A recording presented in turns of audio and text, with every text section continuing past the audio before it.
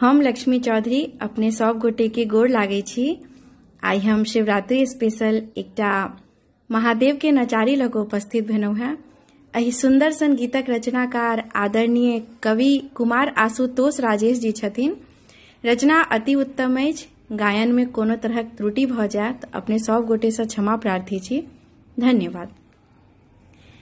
गौरी कोना रहती मैया कोना रहती, बुढ़बा ई बड़ संग भंगियाई बड़ संग कोना रहती, गौरी कोना रहती, बुढ़बाई बड़ संग भंगियाई बड़ संग कोना रहती, मैया कोना रहती।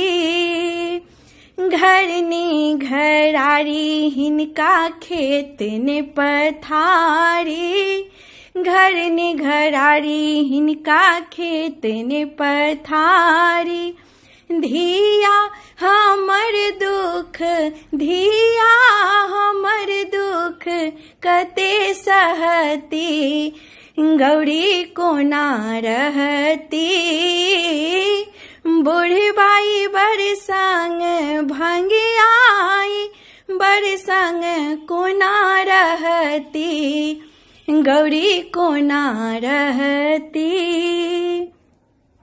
माए ने बाप छन बहिन ने भाई, माए ने बाप छन बहिन ने भाई, केहन बताह मैना केहन बताह मैना केली जमाए, गौरी कोना रहती, धिया कोना रहती, बुढ़बाई बड़ संग भंगियाई बड़ संग कोना रहती, मैया कोना रहती, बुढ़बाई बड़ संग भंगियाई बड़ संग कोना रहती, गौरी कोना रहती, मैया कोना रहती,